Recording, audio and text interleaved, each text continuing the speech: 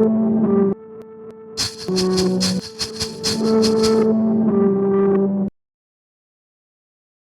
gravedigger stands, hoof in hand, above the small square of earth, rectangle. The soon-to-be occupant, not yet arrived, was being made to look as calm as one could be, considering. That death had been like all deaths have ever been. First, the man was, and then he wasn't. First, all creation, and then its anti. The peculiarities of so-and-so's death, or some other, can only ever be interpreted long after the fact. To imagine then that the gravedigger, our hero, would spend her hours pondering on why the recently deceased had had his head caved in, and then resculpted with cotton and wax, for example, is to spend our time imagining a non-situation.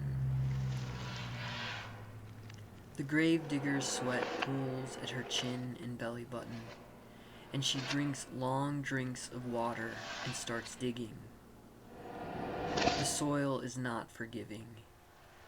It is not like the soil of her grandfather's garden where, as she remembers it, snap peas and cabbage would appear in flashes of light, as if the fairies or the godmothers or the goddesses in general had spit them out, conceived them through some guttural magic.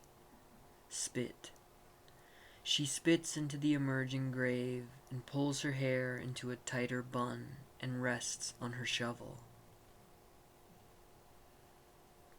The gravedigger had been named twice in her life.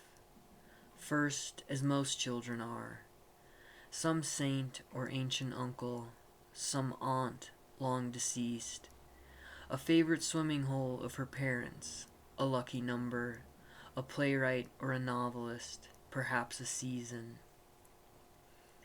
If your parents were the creative types, maybe something like a rhyming word, a rhythmic reminder of some happy moment.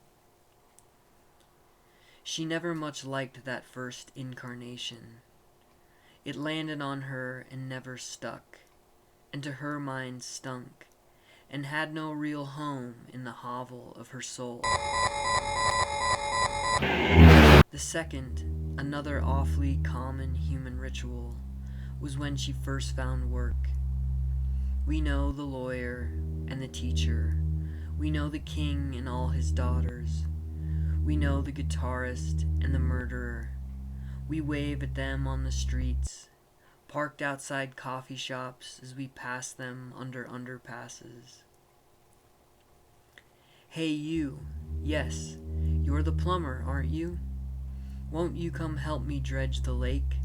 I seem to have lost my reading glasses.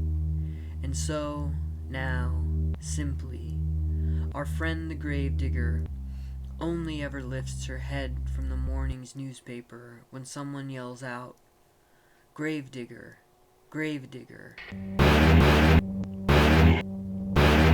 The hole is now nearly complete. The sun has done a full, near arc, and she's no longer suffering from its insistence. Rather, now, it is its persistence that raises up her exhaustion and stench. She rests again, calloused fingers interlocked, her forehead pressed against the handle of her shovel, her lips pursed in a whistle, a tune she learned in school, a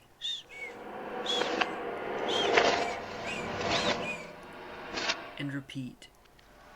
She begins to tap her thumbs together, all wrapped around the oaken shaft. Her left foot begins dancing. Only a few more throws of dirt, she reminds herself. As the body is rolled unceremoniously into its pit, its new home, she watches from a distance. Perched on the slope above the cemetery, finally eating the fruits and bits of bread she had packed for the day. She points down and laughs discreetly as the dirt she had so recently displaced is neatly cast over the corpse.